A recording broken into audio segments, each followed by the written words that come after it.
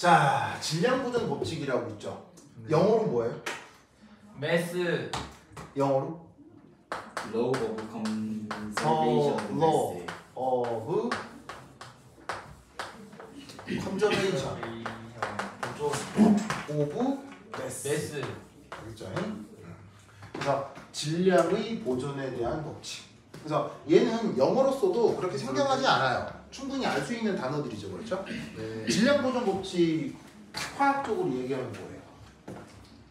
네. 질량 보존 법칙이 뭐예요? 원자와 원자의 반응 정량 전후가 지수가 원자의 변하지 정량 않는다. 지수가 그렇죠. 있잖아요. 그냥 나와 있는 단어 그대로 질량이 보존된다. 뭐 이런 식의 표현을 써도 되지만 화학에서는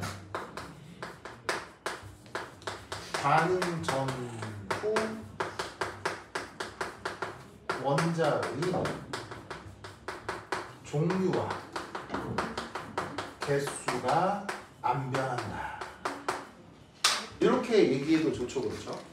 그래서 질량 보존 법칙은 화학에서는 일이 얘기하는 게 편합니다.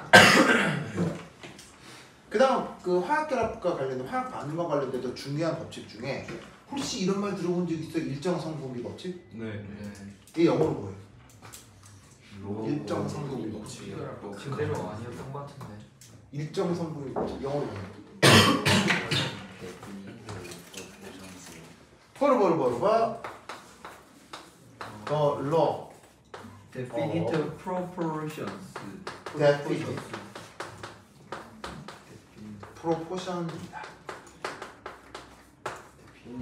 뭐 지금은 문제가 영어로 나오진 않지만 이게 3학년 되면 문제가 막 영어로 나오고 여러분 선배들 보면 그 영어 때문에 되게 힘들어하는 애들이 많아서 영어로 써드리니까 써드린 영어 다 외우세요, 알겠죠? 재윤이도 영어를 힘들어해요. 선생님. 왜? definit이 뭐예요? 그래서 이거 말씀드리려고요. 빨리 말씀드리려고요. 그래서 이제 영어 공부 하나씩 합시다. 보셔야 돼요. 자, definite이 무슨 말이냐면 정해진 이런 뜻이에요. 정해져 있다라는 뜻의 형용사예요. 그리고 proportion은 비율이요. 비율. 그래서 비율을 영어 표현으로 proportion이라고 합니다. 그래서 어떤 말을 쓰기도 하냐면 왜 혹시 여러분 뭐 팔등신이란 말 들어본 적 있어요? 팔등신? 네. 많이 들어봤어요. 왜 얼굴 작고 키 되게 큰 사람들 있잖아요. 맞아요. 사람들 보면 이렇게 얼굴을 하나의 비례로 보면 이렇게 했고 이 안에 전체 몸에 얼굴이 8개가 들어가는 거. 요럴 때 이제 몸매에 좋다고 하잖아요. 보통 이런 체형을 갖는 사람들이 막 패션 모델도 하고 연예인도 하죠, 그렇죠. 그래서 그럴 때 야 얼굴이나 신체의 비율이 좋다 할 때 good proportion이라는 말을 써요. 그래서 뭐 the model has good proportion 뭐 이렇게 표현을 쓰기도 하거든요. 그래서 그때 쓰는 말이어서 일상생활 용어로도 쓰는 말이니까 뜻이 비율. 재윤아, 네. 비율이 뭐라고요? proportion. 그렇지.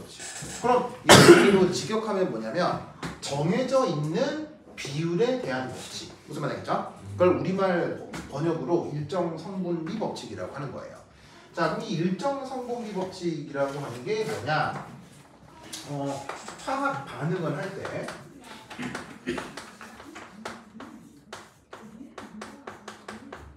자, 반응물은 생겨요, 없어져요? 반응물은 없어지죠.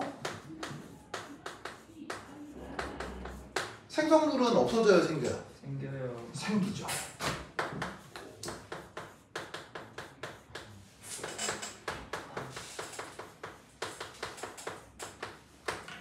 그래서 화학 반응이 되면 반응물은 없어지고 생성물은 생기는데 그들 사이의 화학 반응에서 없어지는 반응과 생성물 사이의 사이에 정해져 있는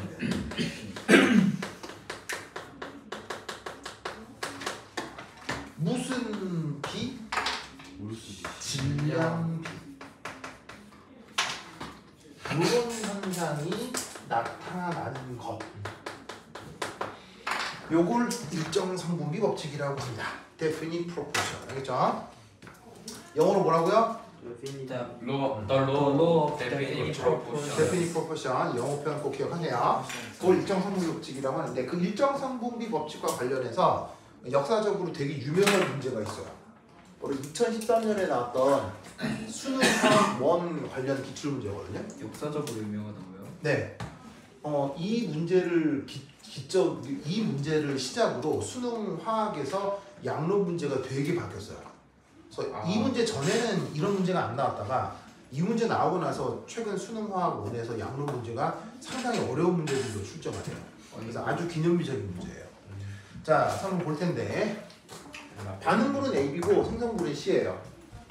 그래서 이제 어떤 정보가 주어져 있냐면 실험을 2번 했나 봐요.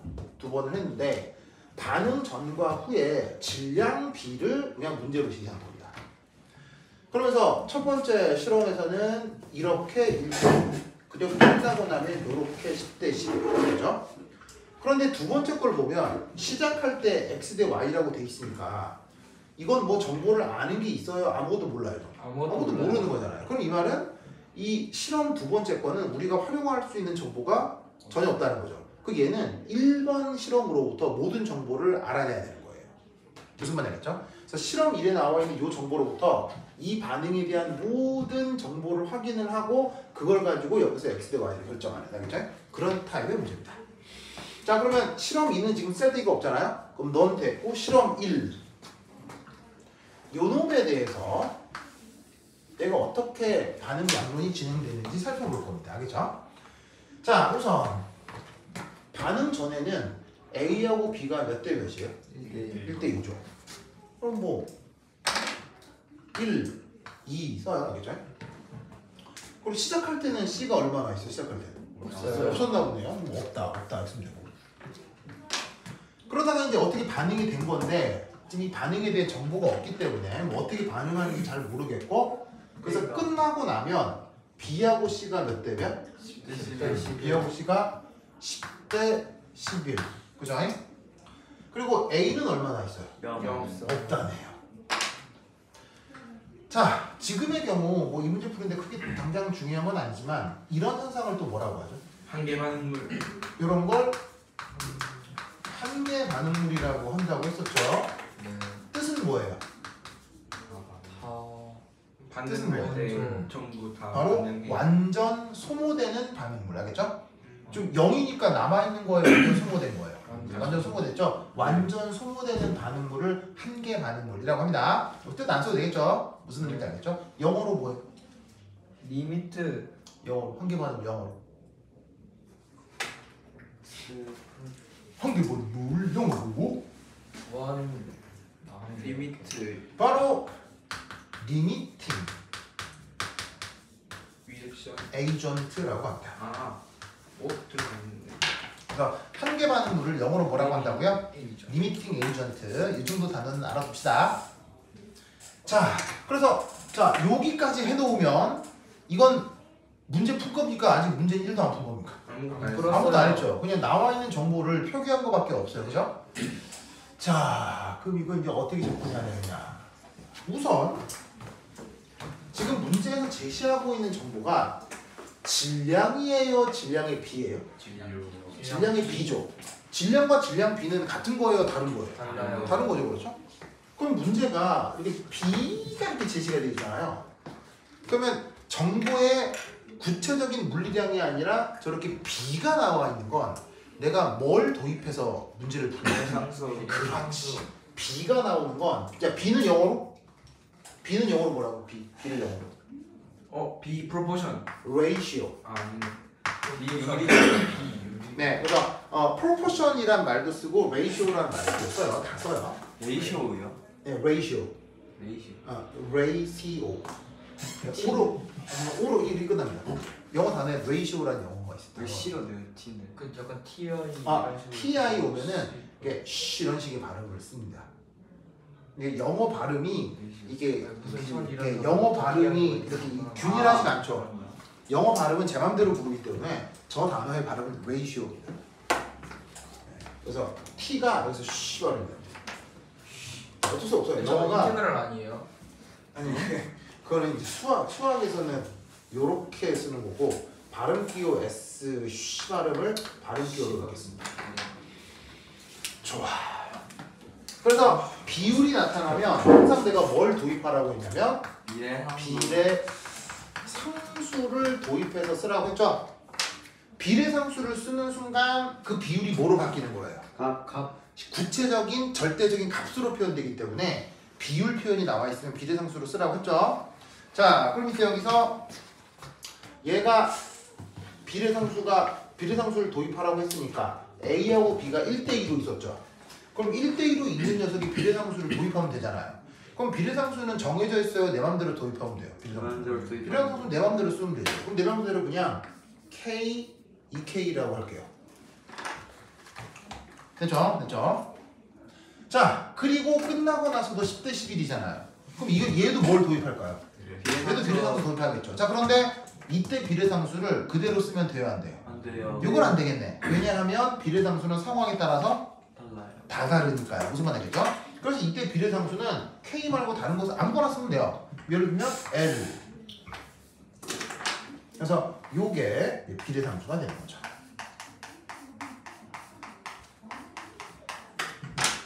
그래서 비례상수를 도입해서 비율이 아니라 그 녀석들의 구체적인 물리량으로 다 표현했습니다. 자, 이렇게 한 다음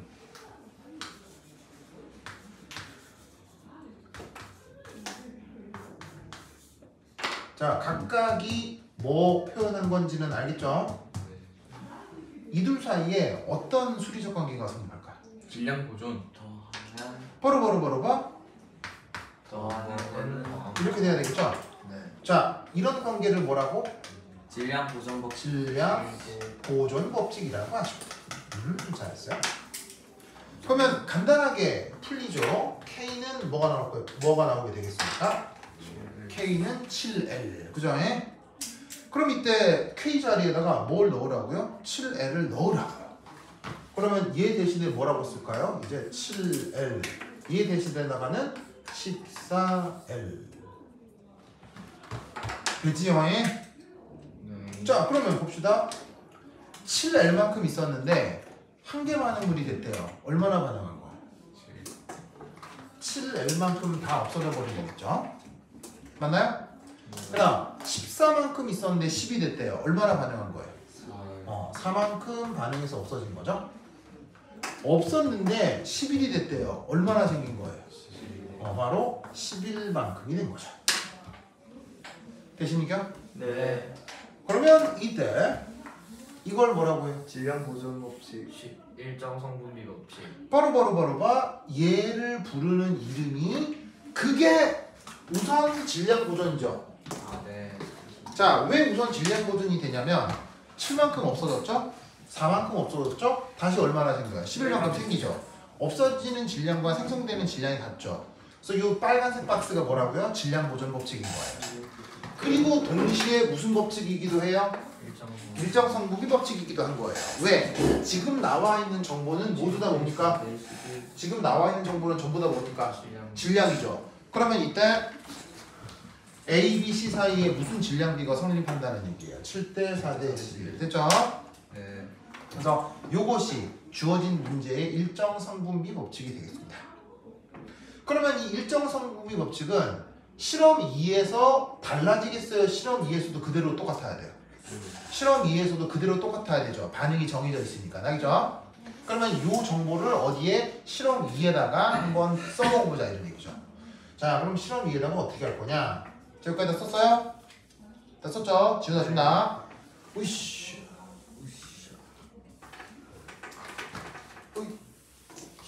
으쌰. 자, 이렇게 하고 여기서 실험 2. 자, 실험 2에 반응 전에 A하고 B가 몇 대 몇 있어요? 실험 2에 A하고 B가 몇 대 몇 있어요? X 대 Y죠. 근데 뭐 X가 뭔지 Y가 뭔지 뭐 지금 아는 게 있어요? 아무것도 몰라요. 아무것도 모르니까 그냥 X, Y라고 쓰죠. 알겠죠? 그리고 처음에는 C가 없었다고 했죠. 자, 그리고 이때 끝나는 걸 보니까 A하고 C가 몇 대 몇으로 있어요? 1대2. 실험 2에서는 A하고 C가 반응 끝났을 때 1대 2만큼 있죠. 그리고 B는 얼마나 있어요? B는 없고요. 그러면 이때 여기서 1, 2도 뭘 도입해 볼까요? 비례상수. 비례상수. 아까 비례상수 KL 썼으니까 그 다음 비례상수는 M이라고 해볼까요? 되죠? 네. 자, 그럼 우선 여기서 0, 11L, 2M으로부터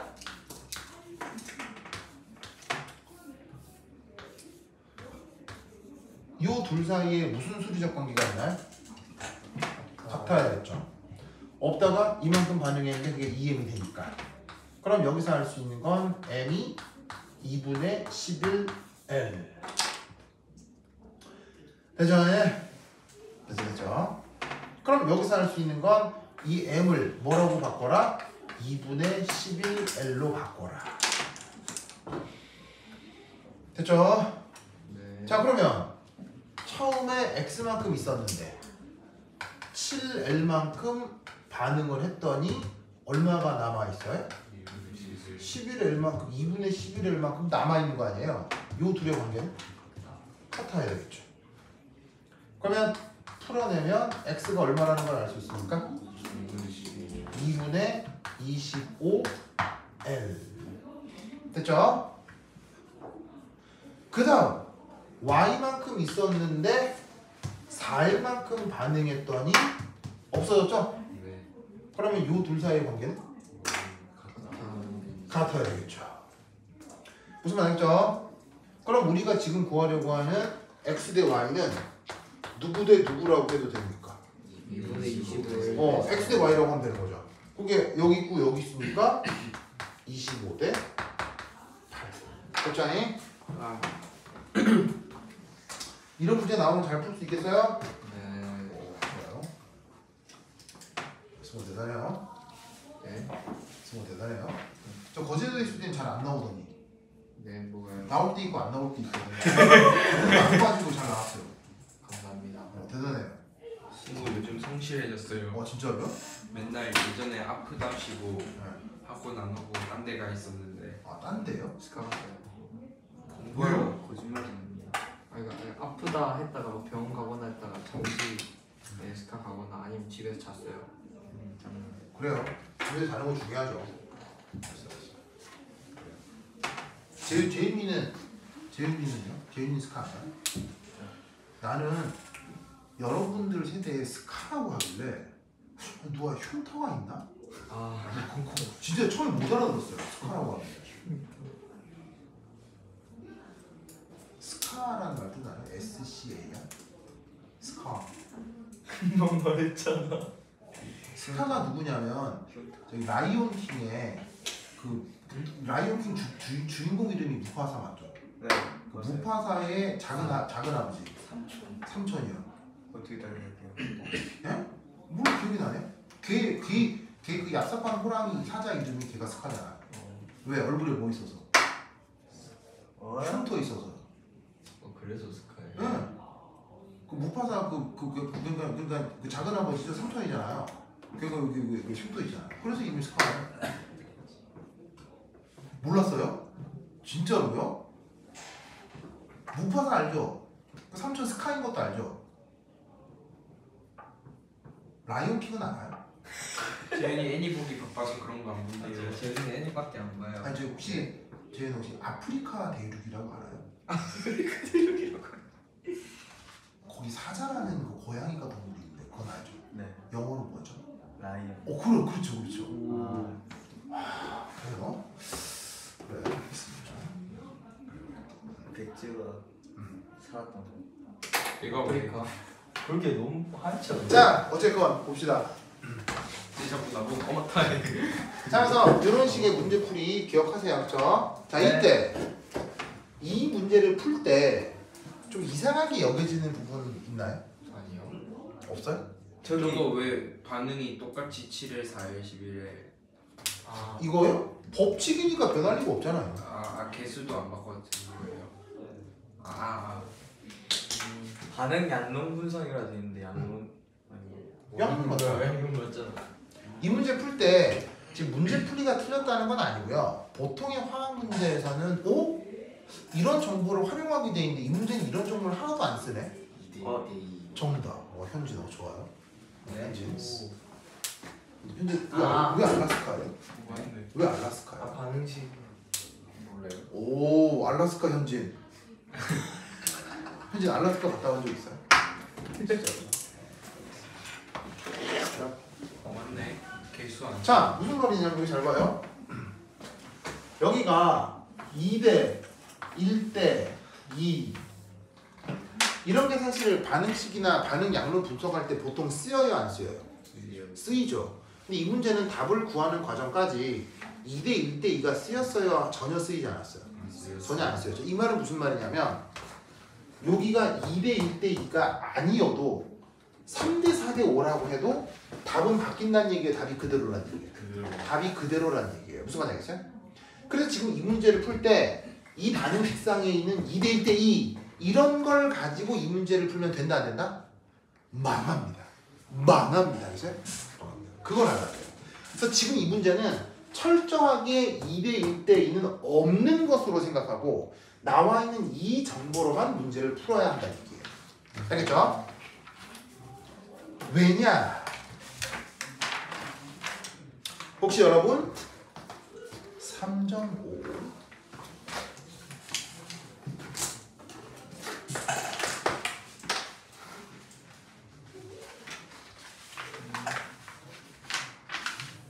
3.5.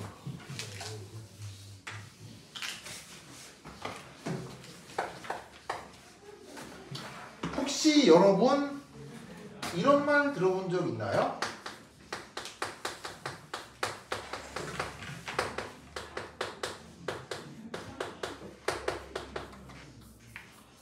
부피결합법칙. 자, 저런 말 들어본 적 있어요, 없어요? 맞아요. 있어요. 있어요. 부피결합법칙 들어본 적 있어요? 네. 자, 부피결합법칙 영어로 뭐예요? The law of Combining 볼륨즈. 정답! 오, 잘했어요. 좀 쏜데. 자, the law of combining volumes입니다. 그래서 직역하면 부피를 조합하는 것에 대한 법칙. 무슨 말인지 알겠죠? 그걸 이제 우리말 번역으로 부피결합 법칙 이렇게 얘기를 하는데 이 부피결합 법칙을 옛날 일제시대 때는 다르게 번역하기도 했다고 했었죠. 네. 뭐? 그 반응. 그 유명한 기체 반응 법칙이야. 그래서 일본 책을 그대로 베껴놓은 하이타화 같은 데 보면 여전히 이런 표현이 있죠. 그래서 옛날 책에는 기체 반응 법칙이라고 돼 있었는데 요즘은 부피결합 법칙으로도 많이 씁니다. 그래서 내가 만약에 이제 정치적 성향이 친일이다. 예? 그러면 기체 반응 쓰시면 됩니다. 법칙이라고 번역하시면 되고. 왜냐하면 나는 그 수업 자료 중에 일본 책도 보거든요. 일본 화학 책도 다 봐요. 집에도 있어요. 보면 이 부분에 대해서 한자로 기체 반응 법칙이라고 쓰여 있어요. 진짜로. 일본 사람들은 아직도 일일이 번역하거든요. 근데 요즘은 일본 유학파가 많아요. 미국 유학파가 많아요. 요즘은 미국 유학파가 많죠. 그래서 내가 정치적 성향이 만약에 친미다 라고 하면 이렇게 번역을. 그래서 요즘은 번역이 이 두 개가 같이 쓰입니다. 알겠죠? 그래서 이제 취향에 따라 골라 잡으시면 되겠어요. 지우는 친일 친미 어디? 저는 친미. 친미 어디 있습니까? 저기도 왜 친미예요? 미국에 지었어요. 아니 저게 일본이잖아. 영문 표기잖아. 그걸 보면 새는 눈빛이. 경멸스러워하시는. 저기 재윤아? 네. 저기 태평양 건너 미국이란 나라가 있는데 그건 알아요? 네. 미국 영어로 하면? USA. 그렇죠. 오. 그래요. 재윤이는 무조건 친일 아닌가? 아 이제. 왜요? 재윤이와 일본 사이에 무슨 관계였어요? 재윤이는 일본을 결렬히 사랑하거든요. 아니 경멸. 일본을 사는 거예요. 문화를 사는 거예요. 애니메이션이요? 일본 애니 좋죠.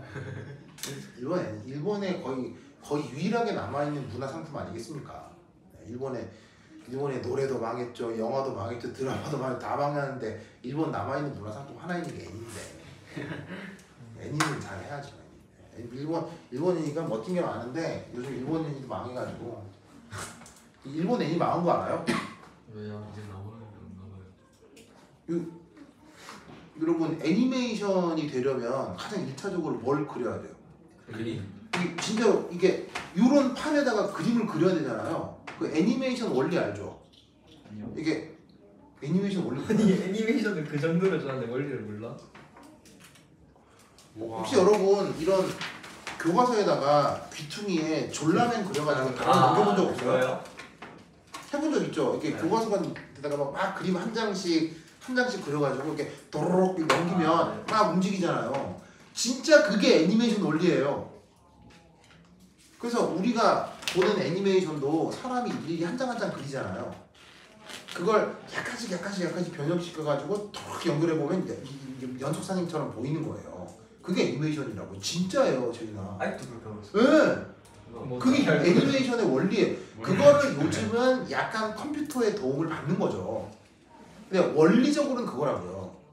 그러면 애니메이션이 아무리 위대한 작가가 아무리 멋진 이야기를 써도 원리적으로는 누가 그걸 그림으로 한 장씩 그려줘야 된다고요. 그래야 그 애니가 나오는 거예요. 근데 지금 일본에서 애니메이터들이 요 원화 한 장 그리는데 얼마밖에요? 원화 한 장이 몇십만 원. 한 장에 200엔이에요. 2,000원? 우리나라도 2,000원이에요. 너무 적다. 그럼 여러분 요 한 장 그리는데 시간 얼마나 걸릴까요? 1시간. 아무리 빨리 그려도 30분에서 1시간은 걸리겠죠.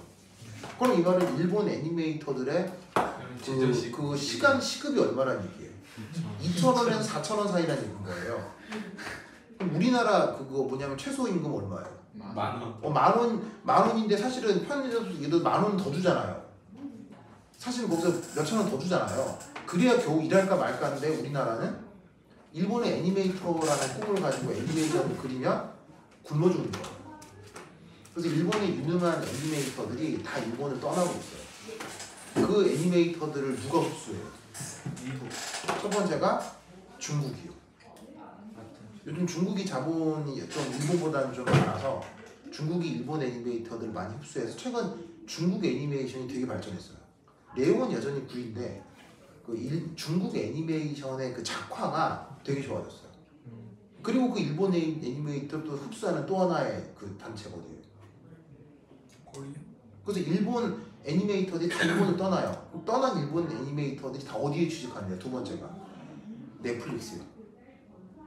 아, 그래서 넷플릭스에 애니 많이 올라오죠. 넷플릭스가 돈 좀 많이 주거든요. 그래서 지금 일본이라고 하는 나라의 애니메이션을 그릴 사람이 없어요. 그래서 지금 일본 애니가 애석하게도 좀 상황이 안 좋은데 지금 어떡하냐. 나한테 그러세요. 애석합니다. 왜냐면 나도 일본 애니 좋아해서. 고생했어.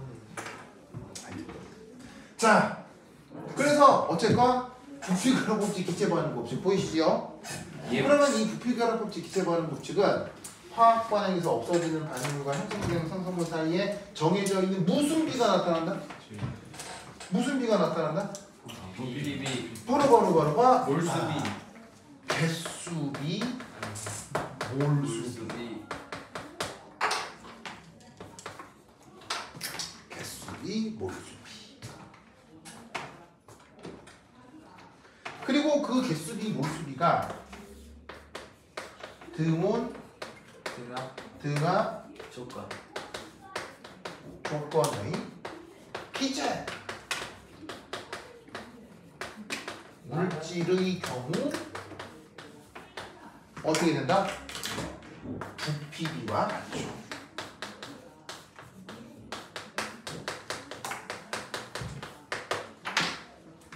그래서 기체의 경우 부피비하고 개수 몰수비가 같아서 여기 하필 볼륨이라는 말을 쓰고 있는 거예요. 알겠죠? 그런데 이제 두 번째 이 일반적으로는 그 개수비가 화학 양론 개수 비와 같다는 얘기입니다. 그 화학 양론 개수가 어디에 있어요? 2대 1대 2요. 무슨 말 알겠죠? 2대 1대2.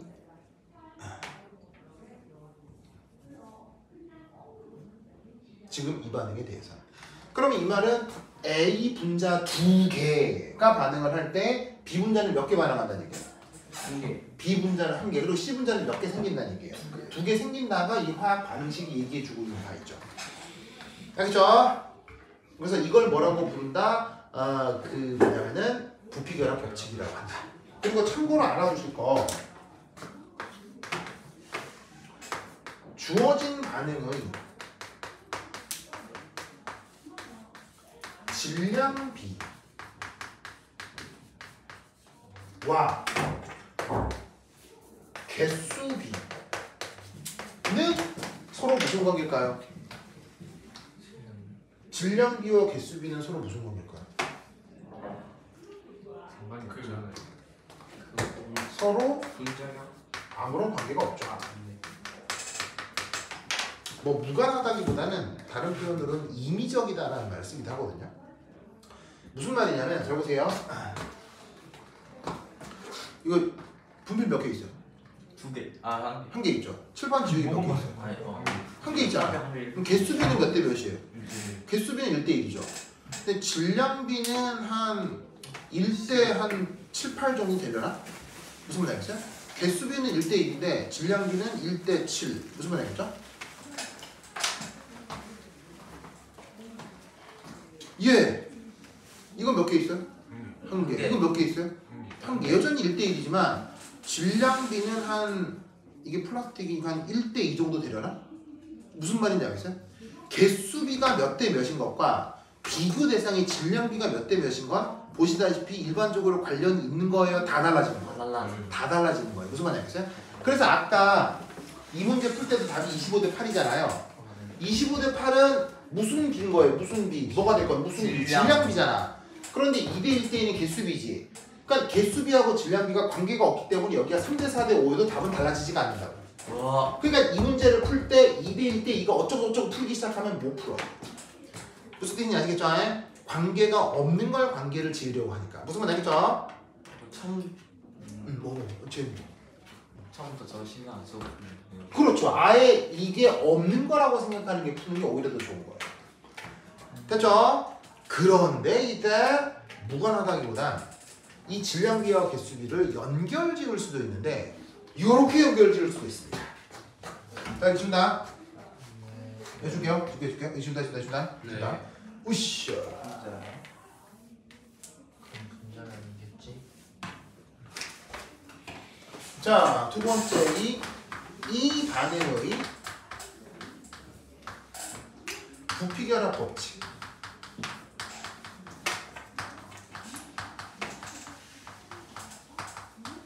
방금 봤듯이 몇 대 몇 대 몇이라고요?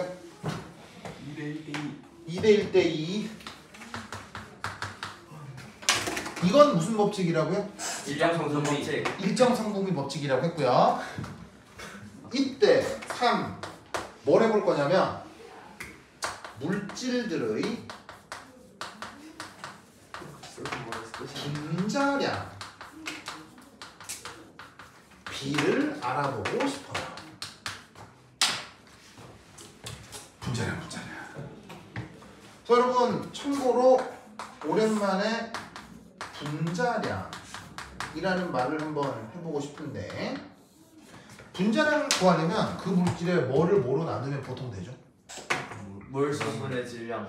바로 그 녀석의 질량을 물수로 그 녀석의 몰수로 나누면 그게 보통 분자량이 되는 거죠? 네. 그래서 화학에서 주로 사용하는 질량 단위는 그럼 그램이죠. 아, 몰수 단위는 뭘. 몰이죠.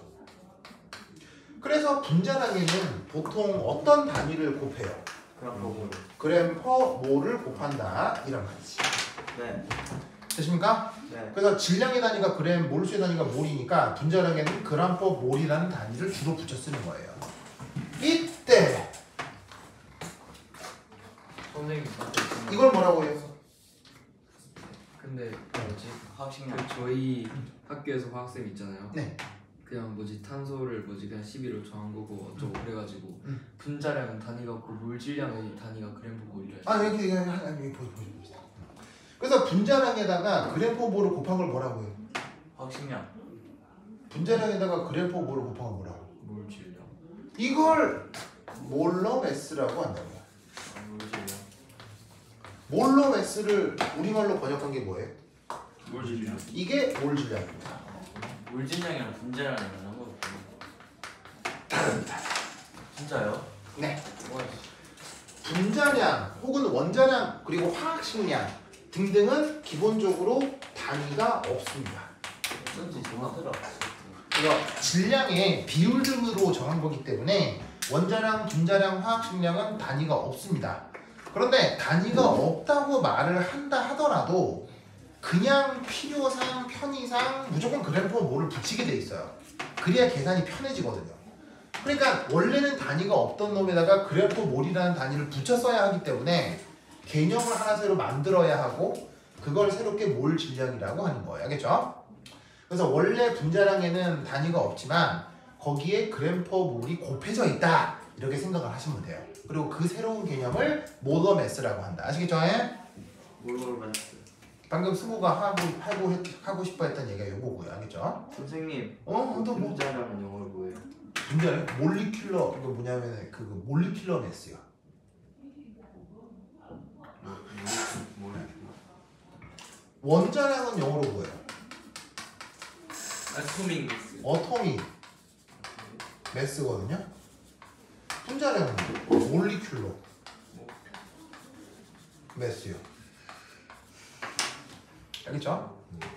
근데 이런 것들에다가 그램포모를 곱하면 몰러 매스가 되고요.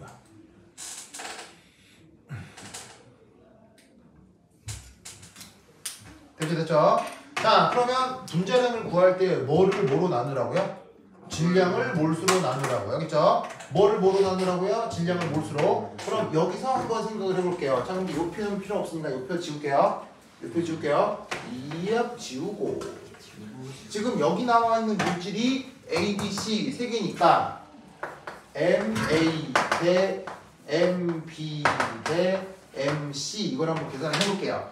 자, 앞으로 대문자 M이라고 쓰면 얘가 뭐 분자량, 뭐 몰질량 등이라고 생각하자 이런 말이죠. 그렇죠? 그래서 A, B, C의 분자량을 각각 이렇게 표현을 하면 이거 어떻게 구하라고요? 질량을 몰수로 나누라고 했잖아요. 그러면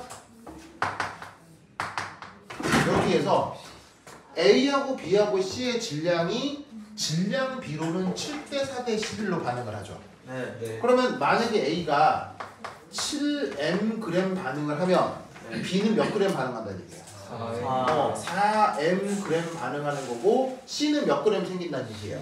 11m g 생긴다는 얘기죠. 난데없이 써놓은 M은 뭐겠어요? 비례상수고요. 그런데 7대 4대 11 반응하는 순간 개수비로는 몇 대 몇 대 몇 반응하게 되는 거예요. 2대 1대 2로 반응하는 거죠. 그러면 이 말은 그때 A가 몰수로 2n 몰 반응을 했어. 그러면 B는 몇 몰 반응해야 되는 거야?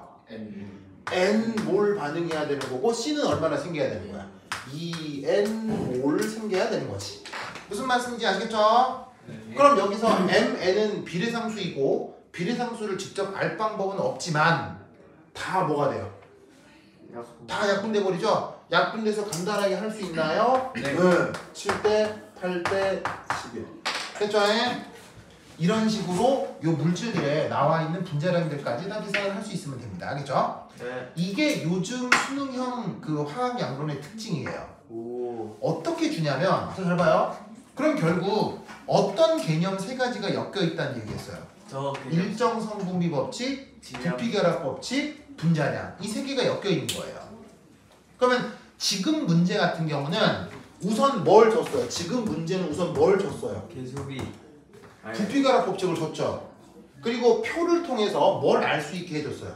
일정 성분. 일정 성분비 법칙을 알 수 있게 해줬잖아요. 그럼 이 문제는 일정 성분비 법칙 정보하고 부피결합 법칙을 동시에 주는 거예요. 어떤 식으로가? 그럼 그 두 개를 조합해서 뭘 알아낼 수 있게? 분자량 정보를 알아낼 수 있는 새끼 문제를 내는 게 요즘 트렌드라고요. 그러면 이 문제는 또 어떻게 바꿀 수 있겠어요? 여기에 화학 양로 계수를 없애버리는 거죠. 그리고 뭘 주는 거예요? 분자량 비를 주는 거예요. 분자량 비를 주고 일정 성분 법칙을 주면 요 두 개를 조합해서 뭘 만들 수도 있어야 되겠어요. 뭘 부피결합 법칙을 알아낼 수 있어야 하는 거예요. 즉 얘하고 얘가 서로 뭐 한다? 서로 엮여 있다. 무슨 말이겠어요? 그래서 세 개 중에 아무거나 두 개를 주면 나머지 하나를 찾아낼 수 있어야 돼요. 무슨 관계로? 요 관계로. 아시겠죠? 그래서 요즘 화학양론, 화학에서 그러니까 수능에서 문제 나오는 구성이 보통 이렇게 나온다는 거. 이것도 그 기억해 두시기 바랍니다. 됐죠? 오케이. 됐다. 자, 그다음 어디로 넘어가냐면 초록 쪽쪽쪽 넘어가서 6페이지 이키마스. 6페이지 찾습니까? 자, 6페이지에 보시면 거기에 원자의 물리적 구조라고 있는데 찾았어요? 와. 원자의 물리적 구조? 용부사! 한 10분 시작하도록 하겠습니다. 환실 보세요. 수능 너 근데 빵 뭐 있냐?